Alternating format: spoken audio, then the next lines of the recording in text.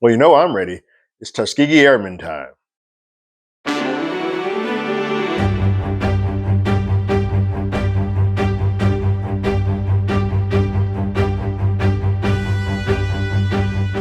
Hello, everyone. Terrence here with Hollywood Already Did It. If you haven't already, go ahead, like, share, subscribe to the channel, leave a comment, ring that bell below. Anytime we have something, you will be among the first to know. The penultimate episode of Masters of the Air is here, and I think it's fair to say that we've had an up and down season with this. I think the first 4 to 5, maybe even 6 episodes have been pretty strong. And then the next episode 5 and 6 have sort of meandered a bit. 7 as well. 7 was probably the weakest for me. And so here we are with 8. And what I think Band of Brothers did pretty well in its run is that from time to time, it took the focus off of whoever our main characters were and sort of showed you a different viewpoint. We had that a little bit earlier in the season when we had Quinn, but now we're getting that again with the Tuskegee Airmen folded in. And it's not entirely their viewpoint because they ended up merging into another, but it is good to sort of get a fresh eye on the season, as I think we've sort of run to the end of our wits with the Buck and Bucky being at the Stalag scenario. It's gone on for long enough, considering that this show was sort of sold on Masters of the Air and all the air stuff. And I know we have to follow history, but there's a better way to spread that out. And it happens in this episode, which takes me off a bit too. So we pick up the beginning of this episode with watching the Tuskegee Airmen at work. They see them on the outskirts of Italy, performing a mission, successful mission. Then they're coming home to sort of relax, get some R&R, recoup, celebrate. But we have 3 main pilots that we're focusing on. Robert Daniels, Richard Macon, and Alexander Jefferson. They are all sort of celebrating, but Jefferson wants more. Jefferson has a conversation with one of his senior officers, just saying they're never going to give us like high ranks because they color our skin. They don't appreciate it's not said. They don't say it because they all in the room sort of know it, but it's basically we know that this is the highest they're going to give us. But they want more. They want to do more. They want to be more a part of the war. They want to be more part of the fight that is happening on behalf of the U.S. And Captain sort of gives them a heads up, like, hey, nothing's for sure, nothing's locked in, but there are rumblings that we may be able to get a hold of a mission and be a part of helping out with the P-51s. And that brings a bit of a smile to his face. Much to the chagrin of a couple of viewers here on the channel, we return back to Buck and Bucky. And it seems like that's going to be sort of for the rest of the season, for this episode and what I've seen from the next episode, that seems to be the major focal point. And they've been there for 8 months. Well, let me rephrase that. Bucky has been there for 8 months. Buck has been there a little bit longer, almost probably a year. And he's sort of at his wit's end. He's going a little stir crazy, and he's at the point now where he's like, Buck, I can't. What are we waiting for? We can't keep waiting on things. And Bucky is pretty adamant, like, we need to do something. We need to do something now. Like, we're going to die here if we don't. And Buck's like, let's just keep waiting. Or the other option is to be executed, because they have people at the ready just watching them. The POW camps have turned quite a bit since what we saw in the last episode, where they were being treated a little bit fairly. Every time something either happens inside where people try to escape, or things happen in the world where Germany is losing a little bit of the grip on the war, things tighten up or change in the POW camps. Crosby's storyline is probably the one that I care about the least right now. But we catch up with Crosby, who is sleep deprived, but he knows that the next 72 hours are going to be some of the most harrowing. Like, he has to be in it because they're basically doing mission after mission after mission. They're just, now that they have the P-51s in their regime, they're going to do everything possible to sort of get the leg up. And he's the navigator to sort of set all of these things out. So he feels that he needs to be a part of every single piece of this. He needs to get these folks going. He is also burning the candle at the other end because he is continuously trying to see where Chandra is. And if he's not seeing where, he's just going to her and to continue on his affair. And so he is burning himself out, both and not dealing with the pain that he actually is going through. He's in sorrow, but he's also kind of just putting his head first into to work. And taking drugs, taking whatever he can to stay awake to sort of make this process happen. We do hear in a note that he still longs for Sandra, but there's been a bit of a time. She's off doing missions. She seems to be a spy. She's off doing missions and hasn't really checked in with him, which is sort of probably also folding in on his depression and sadness. Like the one thing that he sort of got solace out of from all the death of his friends and whatnot, he got out of her, and now she's also gone. So now he's got sort of nothing. He can't really formulate who he is currently.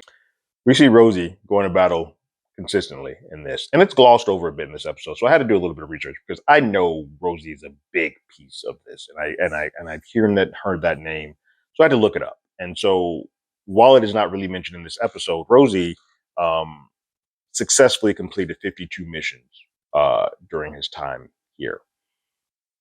So that means after the 25, which he could have just walked off into the sunset, he went up there 27 more times. And clearly did things correctly, did things well for him to still have made it and been back and forth. So I think should be applauded and sort of more celebrated here that how big of a piece Rosie is. And it's sort of just an afterthought in comparison to all the story that we're getting on Buck and Bucky. And I know it's a huge thing with the POWs getting away from the camp and doing whatever there is, but I feel like there is a lost opportunity to sort of highlight Rosie in this episode, because I feel like the next episode is going to pretty much be about the escape from the Stalag.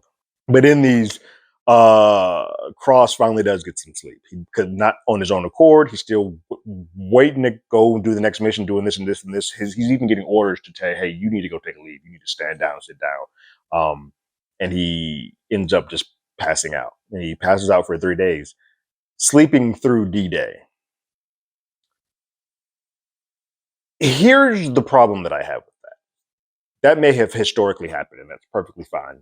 Why are we as an audience tied to Cross in that moment? And thus we don't get to see really any of the things that were done to win or take over for D-Day.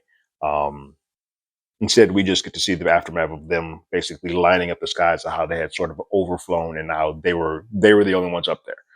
So for those of you who don't know, because we don't really get an explanation in this, for D-Day is the day that by both air and by sea, understandably, we don't get much mention of the sea because this is only dealing with the air part of it. But by air and sea, a lot of German communications bases and towers were taken over. It was a huge just knock in the face to the German military during this time. Allies and U.S. had sort of given them an uppercut. And it was a huge chunk out of what it is that they wanted to do. And so for first time, it looked like the tides were turning. Subsequently took a year to sort of get the full surrender from the Germans, but this was the day that sort of started that. We don't see any of that in this episode. It's sort of just like, hey, Cross is asleep. So we as an audience are seeing, hey, we just wake up and all of a sudden D-Day is here. And we see the celebratoriness of it and not so much the actual things that sort of took place to make that happen. Makes sense on the back end because we spend a lot of time with what happens to the Tuskegee Airmen as we go along. But I feel like the last 2 episodes could have been, some of that stuff could have been removed or pushed forward, and we could have gotten to see a little bit more of the machinations of what it took place to be strategic enough to get the upper hand. And we know the P-51s went up there and helped them, but like, show me some of that. You guys went out of the show went out of its way so much to show us all the death, destruction that sort of happens when you go up into the sky. Can we see some of the wins to sort of balance that out? That's really why it sort of upset me. Because work still needs to be done. The Tuskegee Airmen folks, they get a mission to hit a couple of spots in France. Marseilles, Saint-Tropez, and Toulon are the 3 locations that they're supposed to hit in France. And so the Red Tails, you can see the Red Tails go up there, and they go up there and do their mission. And in that, 3 of them get shot. A couple more get shot down, but 3 of them get shot down, and they end up ejecting out of the plane, and thus they find each other, and then they are captured and taken to the Stalag. So they are going to the same place that Bucky and Bucky. So they're going to all end up sort of in that same location. This is where the show, I do appreciate pieces of this episode because it doesn't beat you over the face with the race things, but it is a massive thing. And if you ever read some of the books, because I think Macon is the one who wrote a book about the Tuskegee Airmen being POW in his time as a POW. Um, there's a fundamental difference in how people of color, African Americans, were treated in the U.S. versus how they were treated in these concentration camps, in these POW camps. Um, and some of it, obviously, the Germans trying to get a leg up, but they treated U.S. black men the same as they did the U.S. American men. And I also want to point out, someone brought it up, it's not really made clear here, but the Stalag is not just U.S. men. They're also Allied men from British, and so it's everybody. All prisoners of war are there. It is sort of made to seem in this show that it's primarily U.S. But my point is that they're making it that the black men are the same as the white men, whereas that is fundamentally not the case in the U.S. at this time. And so the three men are taken into the interrogation, similar to how Buck and Bucky were, and sort of try to play that same game where all they have to say is their name, their rank, and their serial number, and that's all they say, except for one.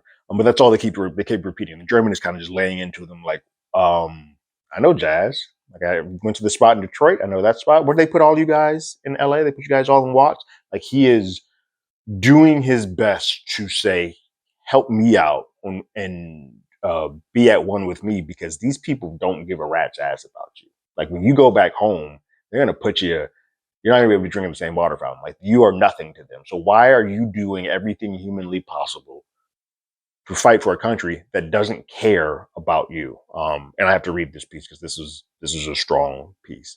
But Macon says, I know what my country's shortcomings are. I know it's trying hard to become what it's supposed to be. And when I get back, I'm going to help them do that a lot faster.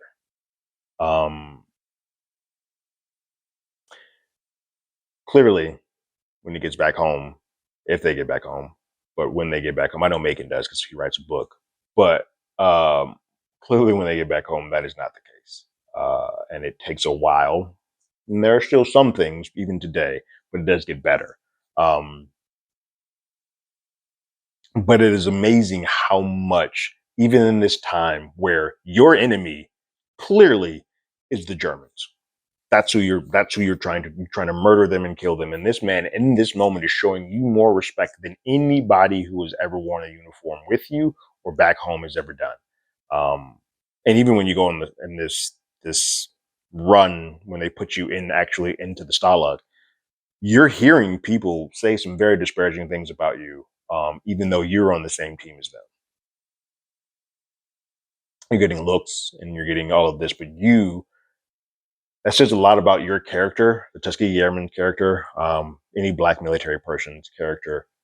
To hope is so strong for them that they are hoping for the day that they can have an equality with their fellow man, and to be fighting for a country who doesn't quite give a damn about you at that moment. And truthfully, should be viewed by just the way that they are treating you, should be viewed more as the enemy. You have a hope and a belief that they're going to get better, and that's what you're fighting for, versus the person who's right now having a conversation like, you want to drink, you want to talk about jazz, you want to do this stuff.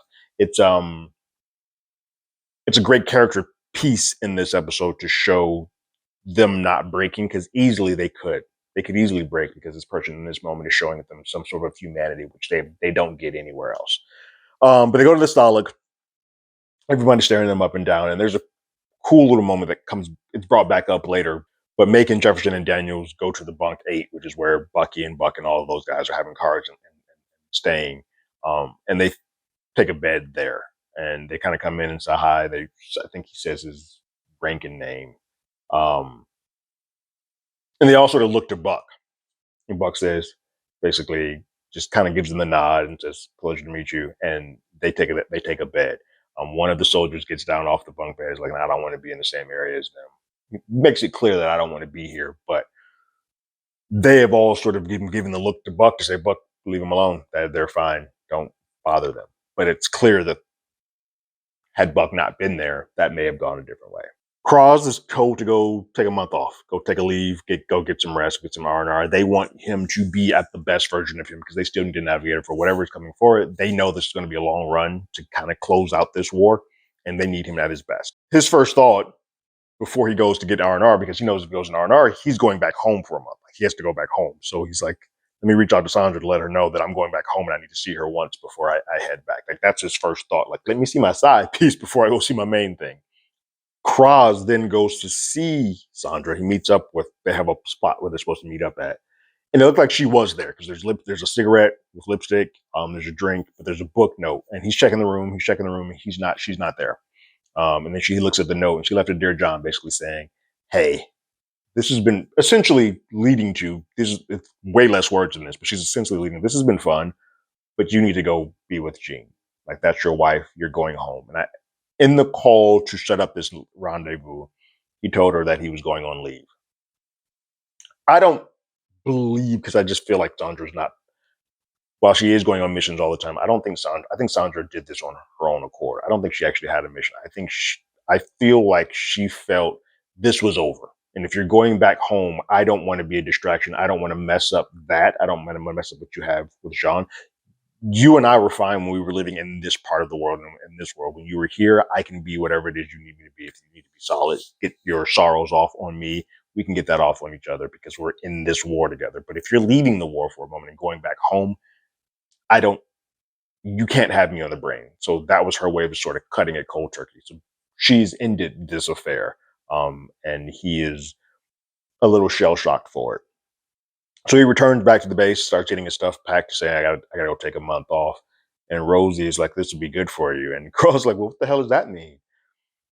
Rosie knows. He just like, means nothing. Not gonna talk about it. But Rosie's not dumb. He knows where he's been going. He knows he's been having an affair. But he's like, you need to go be back with Jean. And to a point, this is something that you don't really think about. He's been here this whole time. And he's just like, I don't know what life is back there now. Is it going to be different? And Rosie's like, yeah, it's going to be different. But that's what it is. It's not the same. Nothing will be the same. You've seen a lot of things here, but there's a woman there who cares about you. And there's somebody who's waiting for you. And you need to go be with her. And so Roz has sort of had that moment. And hopefully he comes back a different person when he returns. Hopefully he has sort of reset. He clearly is not going to tell Jean about the affair. And from my understanding, Crosby wrote a book, and that was when he revealed the affair that actually occurred. And so I don't know if the wife, I don't know if that was the first time that he sort of publicly put it out there. But in this moment, obviously, he's not going to have that conversation. We then have a pretty cool moment between Jefferson and Buck. Probably my favorite sequence or scene in this episode. They begin to sort of connect and just kind of fill each other out. Like, Buck hears that Jefferson has flown in P-51s, and Buck kind of goes on and like, I thought about doing the P-51s, but I just like the bigger planes. And Jefferson mentions how much he likes to do the model airplanes of the bigger planes. And there's a bond sort of forming between the two of them. And he shows him a book that actually has a map of the grounds and sort of the entire layout of the Stalag. To which point, Buck asks him, is this to scale? And he's like, as much as it can be. There's no elevation, but for the most part, this is to scale. And it's at that point that Buck realized that this person is only up and wants to get out of here too. And it's like, yeah, we need to probably work together to get up out of here. Things are changing because it is important. Buck is now on the path to saying, let's get up out of here. Our sign was, we've heard that D-Day has occurred and Germany sort of lost a foothold. And in that, they have started sending the SS, which is the Schutzstaffel, which is the branch of military with Adolf, like directly next to Adolf Hitler. So Hitler is sending these people in there because they're trying to show up these ranks. They don't want to show any sign of weakness because right now the U.S. and the Allies have punched them in the mouth. And so, if nothing else, they don't want the POWs in these camps to feel like it's time to rise up. So they're starting to send super soldiers. That's not what SS means, but they're starting to send Schutzstaffel there to now mend these, and thus the reins are going to be tightened, and the way that people are treated are going to be even worse. And so now is our time to go. And so they sort of form a bond, and you see a bit of a montage of them getting their stuff together to kind of make this move. What's fascinating about this, there's a small line here, and I just loved it because it plays so well. But Jefferson asks him, like, hey, real quick, when I came into this bunk, it seemed like you have some power, and everybody sort of looked and turned to you to see if it was okay that I come and stay here. And you didn't say anything. You let it go. And and he's like, why is that? And Buck's response, well, he's just like, well, at least I knew you weren't a spy. Which Jefferson's like, son of a bitch. Like, sure, all right, cool. Um, it's a cool breaking the glass moment where they actually got to connect. So at this point in time, he had just been staring and watching at him from afar. Because it's clear that the majority of these people have never seen a person of color, or if they have had some negative interactions with them. But at that moment, he saw that he's just like me. Like we're the same, and our goal is the same. We need to get the hell up out of here. That's the episode. It's the penultimate episode. I like it more than I did last episode. Obviously, folding in the Tuskegee Airmen is fun and cool to see. Sucks that the first time, the immediate episode that we get them, they're then immediately captured and taken off the board. But this show isn't about the Tuskegee Airmen. It's about the Bloody 100th. So I understand. The biggest sort of hang up for me is like, I would have loved to have seen at least a bigger piece of the actual D-Day assault or raid that took place instead of seeing the aftermath or the calm once it's all said and done. But I think this episode clearly was just a setup for what we're getting in the final episode, which is watching the escape. Like the last 3 episodes have been built up to the final episode being the escape, and that's what it's all sort of been leading to. Be damned of what it does for character development or character growth for Buck and Bucky. They haven't grown in about 4 episodes. Cross has sort of descended and become a hot mess, so we don't no longer a character that I really care about or want to. He's just become a sort of a shell of what the original version is, and that's probably. I mean, that the war does that to people, so it's good to see that. But character-wise, as a viewer, I don't care. I don't want to watch. Rosie's the most interesting, and in this episode, he's basically subjugated to being the person who's at the bedside of Crosby or at his mercy to sort of pep him back up, even though history says that he is far more important than that. So that's where it's a little bit lost on me. We'll see if it sticks to landing, which is an even more fitting statement for this show than pretty much any other thing that ever sort of happens. Hopefully they stick to landing. I think this is a series that I enjoyed much more at the beginning. I've sort of waned on these last 3 episodes, and we'll see what happens with this finale. Where do you guys stand on the penultimate episode of Masters of the Air Part 8? Go ahead and leave your thoughts and comments in the comments below. If you haven't already, you can follow us on Twitter at HollywoodADI. You can hit us up on email at HollywoodAlreadyDidIt@gmail.com. We also have a podcast with the same name that's on Google Podcasts, which soon is going away, Apple Podcasts, Spotify, and anywhere else that plays podcasts. We're there. And like always, I got my ticket. You got yours.